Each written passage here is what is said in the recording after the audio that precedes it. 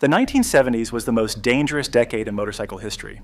Not because roads were worse, not because riders were less skilled, because the engineers had figured out how to make engines that produce power nobody on Earth knew how to handle, and they put those engines into chassis that were never designed for what those engines could do. In 1972, you could walk into a Kawasaki dealer with just over $1,000 and ride away on a machine that would do things in a straight line that terrified the people who built it. The same engineers who designed the power had not designed the brakes, the frame, or the tires to match it, and they knew it. Kawasaki's own brochure warned buyers that the machine demanded the razor-sharp reactions of an experienced rider. When a manufacturer puts a warning like that in the brochure, they already know what they built. The 1970s produced more motorcycles that were ahead of their time than any decade before or since. Machines whose engines belonged to the 1980s, sitting on chassis that still belonged to the 1960s.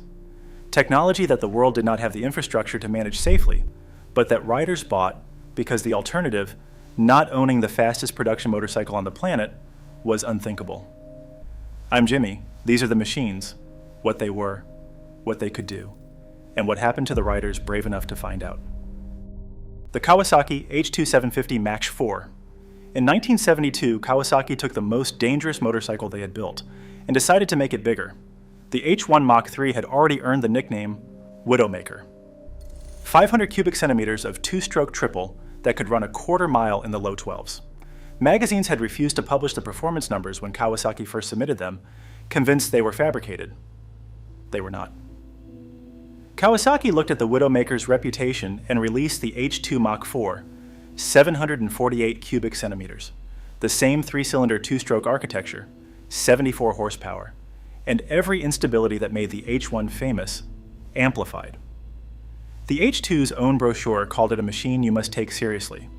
That is not marketing language. That is an engineering department telling the sales department to write something in the brochure that might reduce their liability. What made the H2 so far ahead of its time was precisely the gap between what it could produce and what everything else on the machine could handle. The power.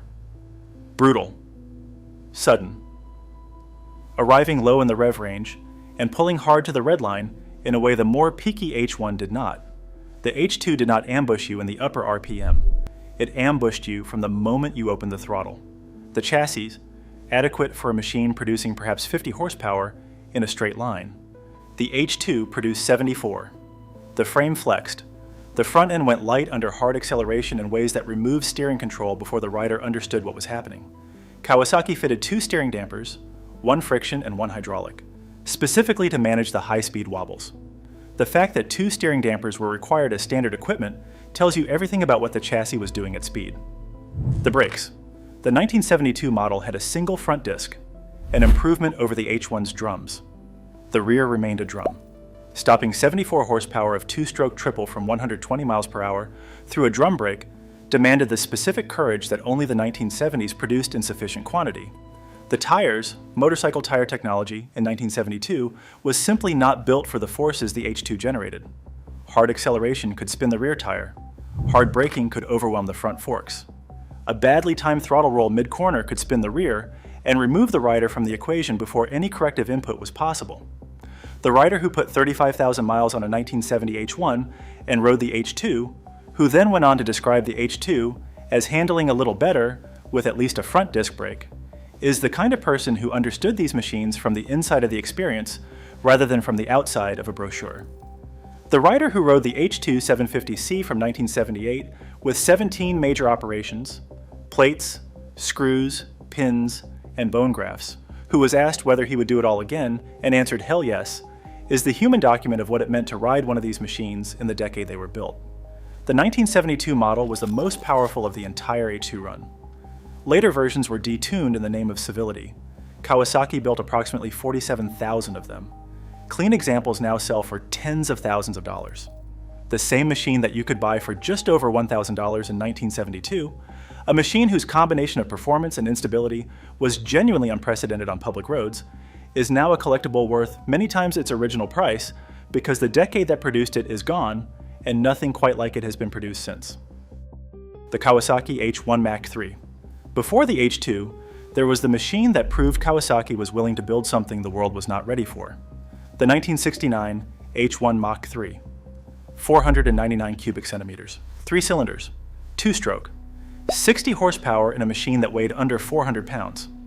That combination produced a power-to-weight ratio that the motorcycle press in 1969 could not fully process. The quarter mile in the low 12s. Top speed of 118 to 124 miles per hour. All of this for $999, below $1,000, for the quickest accelerating production vehicle you could legally buy on American roads. The 2-stroke power delivery that made the H1 so fast was the same characteristic that made it so dangerous.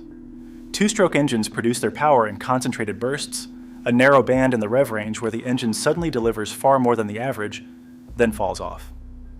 The power band of the H1 arrived like a switch being thrown. Nothing. Then everything. The chassis that had been adequate for the power below the switch point was suddenly asked to manage twice as much, with no warning and no transition. The frame flexed under hard acceleration. The suspension was calibrated for touring, not for the demands of a machine that could launch its front wheel skyward at any throttle application above half. The drum brakes were described by every honest account as terrible for the performance they were asked to manage. The H1 created a cult following that has survived 50 years. The rider who is still riding his 1975 H1F at 66 years old, who specifically noted that he does not poodle around, is the evidence that this machine built something in the people who learned to ride it correctly. Not just memories. A specific kind of competence and relationship with a difficult machine that stays with a rider for life. What made the H1 ahead of its time was not just the power figure, it was the proof of concept that a relatively small displacement machine could produce performance that previously required much larger engines. The 2-stroke formula, taken to its logical extreme, produced results that the 4-stroke manufacturers needed years of engineering development to match. In that specific sense, the H1 was ahead of what the 4-stroke world would produce for years.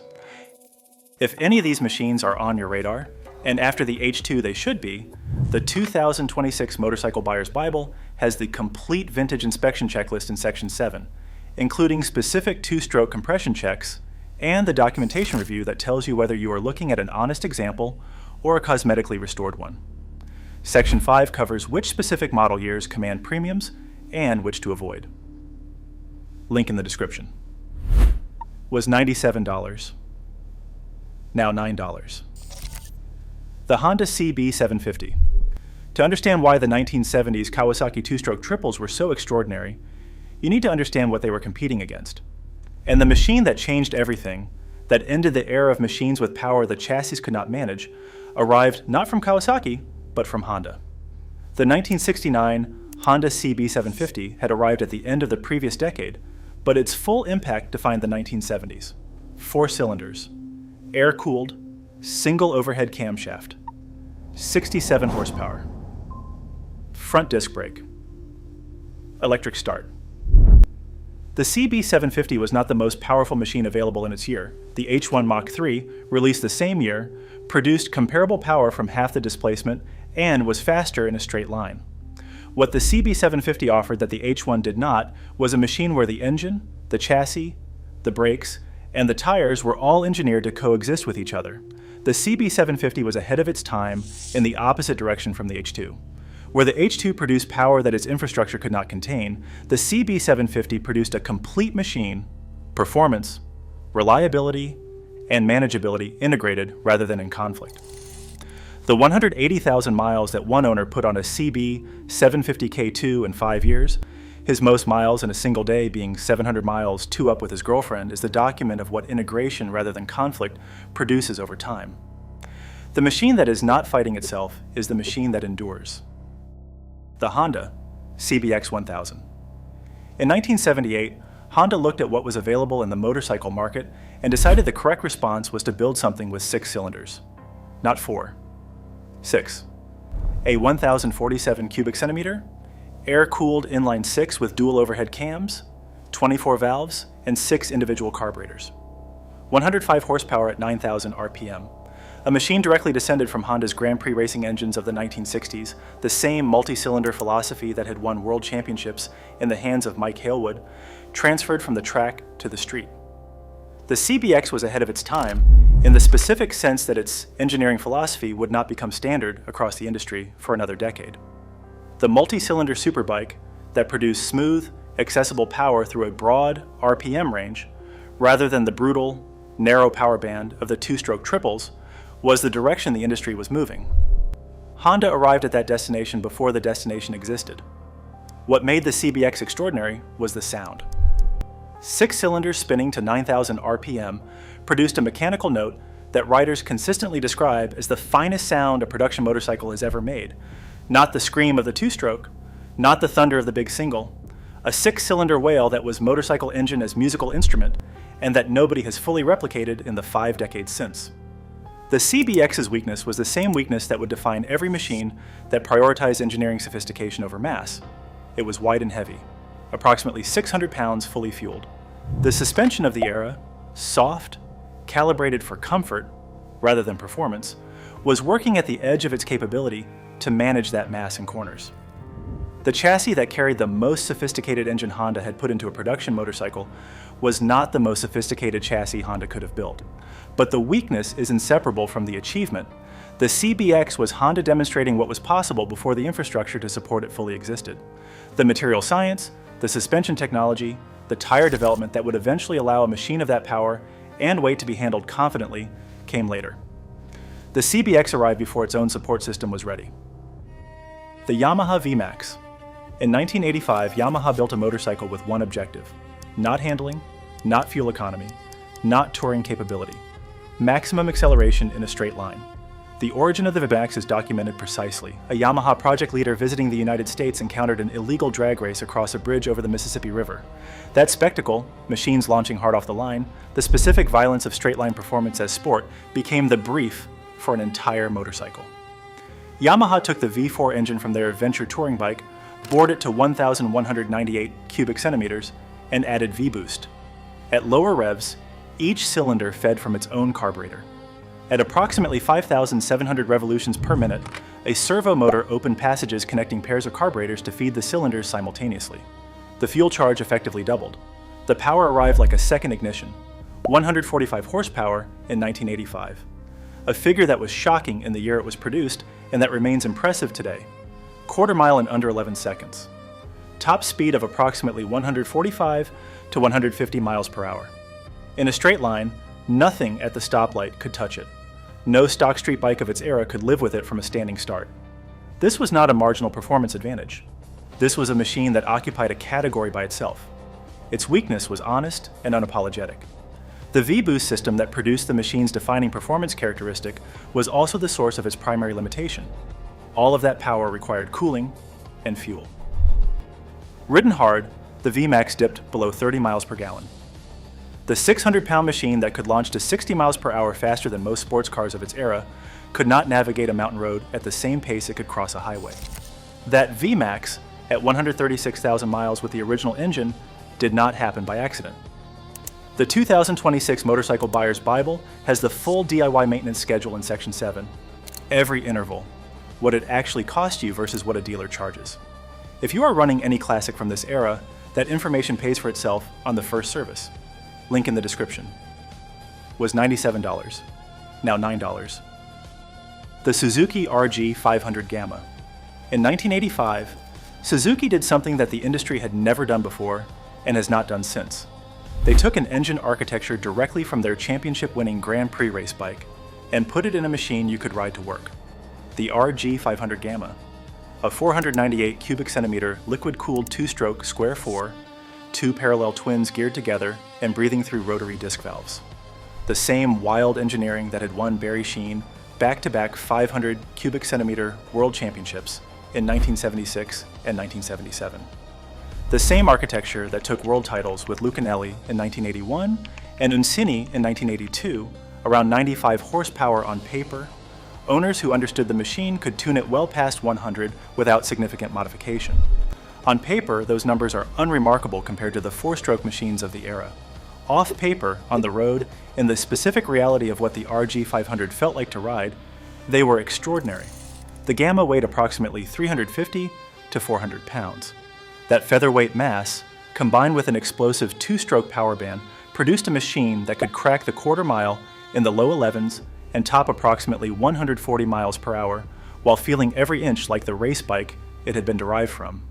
The two-stroke power delivery that made the H1 and H2 dangerous and thrilling as in the Gamma, calibrated to a race bike standard rather than a street bike standard. Below the power band, the Gamma was docile. The power band arrived without negotiation.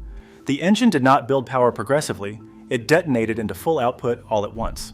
On a machine that weighed 350 pounds with race-derived geometry and tires never specifically designed for the forces it generated, that detonation required the kind of reactions that Suzuki's own marketing implied required professional experience.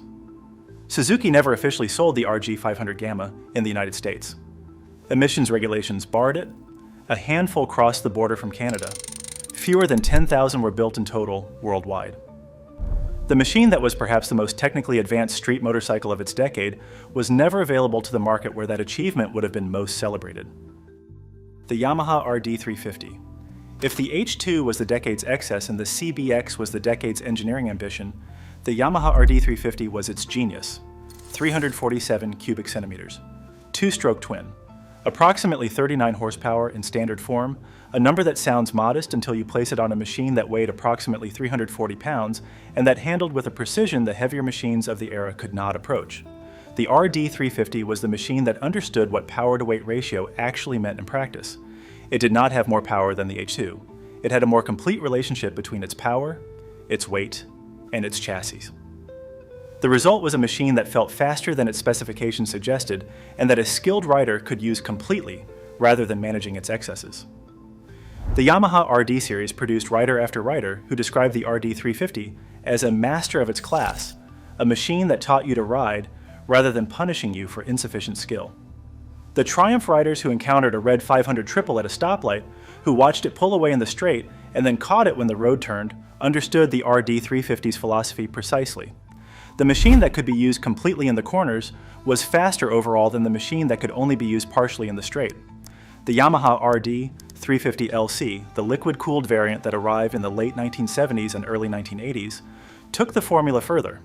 The liquid cooling that provided thermal stability allowed more aggressive porting and timing, extracting more power from the same architecture while maintaining the handling quality that made the air-cooled version excellent.